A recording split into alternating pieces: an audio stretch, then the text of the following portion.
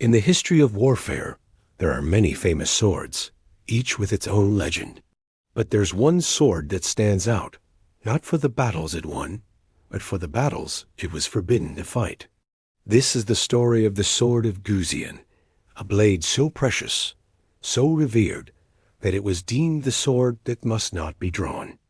Imagine a blade resting in its sheath for over 2.5 millennia, yet when finally unsheathed, it gleams as if forged only yesterday. Not a single spot of rust, its edge still sharp enough to draw blood with the slightest touch. This isn't a fantasy tale. This is the real-life mystery of the sword of Guzian.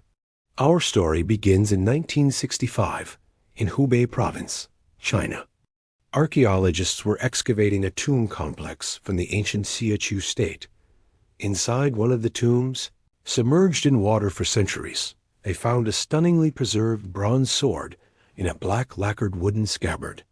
When they drew the blade, everyone gasped.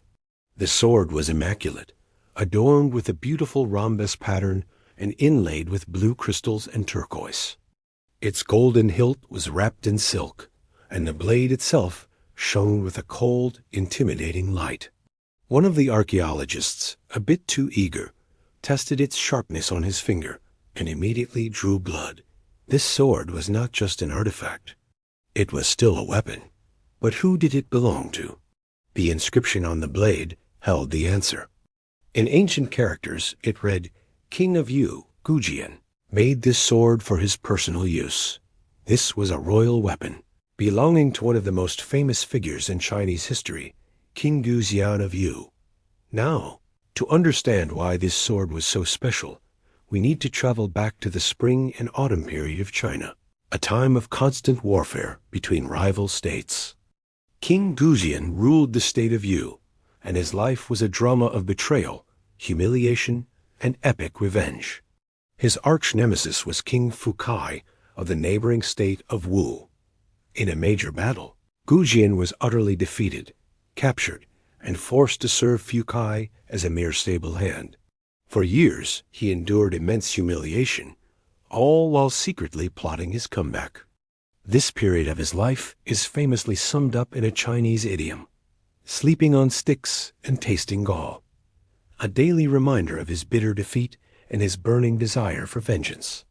After finally convincing Fukai of his loyalty, Guzian was allowed to return to Yu. He then spent the next 2 decades rebuilding his kingdom, training his army, and waiting for the perfect moment to strike. When that moment came, Guzian led his forces and completely annihilated the state of Wu. He had his revenge. This sword was forged during that tumultuous period. It was a symbol of his power, his resolve, and his royal authority. It wasn't just any weapon. It was the king's own blade. In ancient China, the king's sword was a sacred object. It represented his connection to the heavens and his right to rule. Drawing the king's personal sword without permission was an act of treason, punishable by death. It was a weapon of last resort, a final desperate measure for the king himself to take up in defense of his life or his kingdom. So, for most of its life, the sword of Guzian remained in its scabbard. It was a deterrent, a symbol of ultimate power that was too significant to be used in ordinary combat. Its value lay not in the enemies it could slay, but in the authority it represented. It was the sword that must not be drawn, because its very presence was more powerful than its use. It commanded respect and fear without ever needing to be swung. This brings us to the scientific marvel of the sword. How did it survive for 2,500 years underwater without corroding? Scientists have studied it extensively and found it's a masterpiece of ancient metallurgy. The blade is primarily made of bronze, an alloy of copper and tin. But the ancient craftsmen of Yu were masters of their trade. They used different alloys for different parts of the sword. The central spine is softer and more flexible, made with more copper to prevent it from shattering. The cutting edges, however, have a higher tin content, making them incredibly hard and sharp. This composite construction made the sword both durable and deadly. But the real secret to its preservation is a thin layer of chromium sulfide on its surface.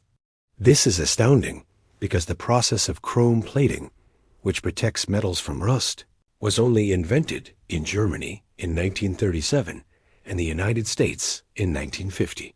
Yet, here was evidence of a similar technique used more than 2,000 years earlier. The ancient swordsmiths of Yu had developed an almost supernatural method of rust-proofing their blades. Furthermore, the scabbard was nearly airtight, creating a low-oxygen environment that significantly slowed down oxidation. And the slightly alkaline water in the tomb also helped to inhibit the chemical reactions that cause rust. It was a perfect storm of brilliant craftsmanship and fortunate circumstances that preserved this treasure through the ages. Think about it. This sword was with King Gujian through his lowest point and his greatest triumph. It witnessed the fall of one kingdom and the rise of another. It was a silent testament to one of history's most incredible stories of perseverance and revenge. Its purpose was to be a symbol, a constant reminder of the king's authority. Drawing it would have been a sign of crisis, a signal that all other options had failed. Its power was in its potential. Today, the sword of Gujian is considered a national treasure in China. It's housed in the Hubei Provincial Museum, where millions of visitors come to marvel at its timeless beauty and the incredible story it represents. It's a link to a distant past, a tangible piece of a legend. It reminds us that sometimes the greatest strength lies not in action, but in restraint. It is the perfect embodiment of a weapon so powerful, so sacred, that it became the sword that must not be drawn. A silent king, forever holding its edge, waiting for a battle that would never come. Thank you for joining me on this journey back in time. If you enjoyed this story, be sure to like, subscribe, and hit that notification bell for more mysteries from history. Until next time.